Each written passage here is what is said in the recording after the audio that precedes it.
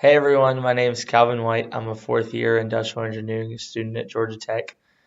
And so this is my extra credit video project.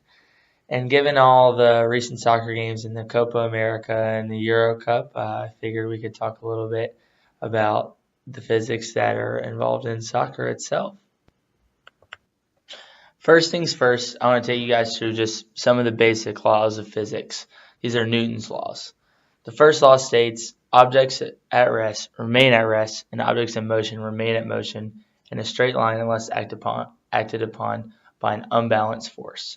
For example, this could be something where if the soccer ball is sitting on the ground and the player comes up and kicks it, it's going to stay at rest until that force acts upon it. The second law states force is equal to mass times acceleration. Pretty simple. F equals ma. Everyone's seen that before. The third law states for every action there's an equal and opposite reaction. So this basically comes down to, when a player steps on the ground is actually giving that equal force back. Same thing when a player kicks a ball, there's an equal force returning on the player's foot. These are just three basic laws and some of the essentials of physics altogether. Messi with a record-breaking goal! 2-0 Argentina, number 55. And everybody on the field thought he was going over the wall, except for that man, Lionel Messi. Bragduzan had a good look at it. Just too good for Messi. Absolutely sensational. And congratulations, Mr. Messi. You are the all-time leading scorer for Argentina. Wow, what a kick. Besides the fact that it was on the U.S. though. If you go back and watch it again, you can really see how the ball spins as it moves through the air. This is called the Magnus effect.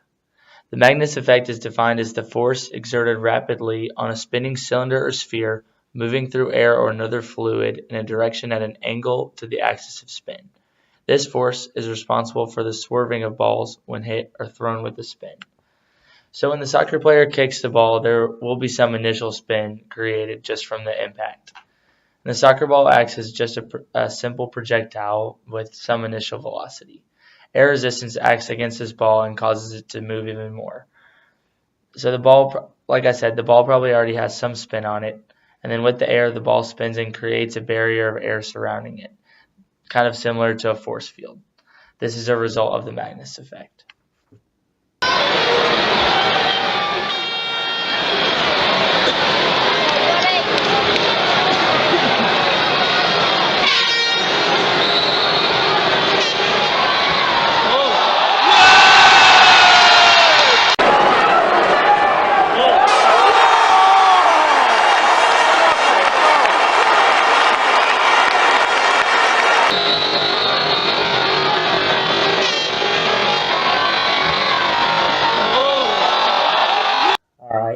So if you noticed in the last video, the ball actually moved in multiple directions, not just one single curve.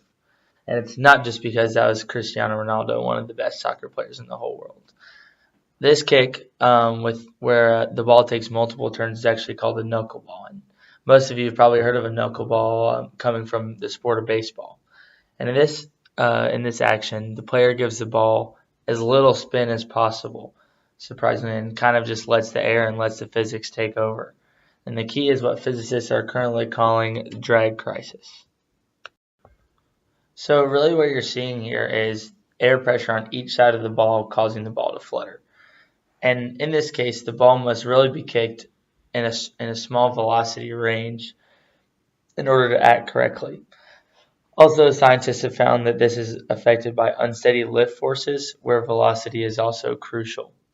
Alright guys, well that kind of brings me to the end of the presentation about physics that are involved in soccer. I hope you guys enjoyed and thank you so much for watching.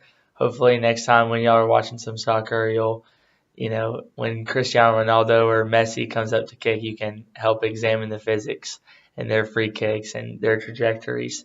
But thank you so much. I love it if you guys would vote for my video if you enjoyed it. But thank you so much. Have a good one.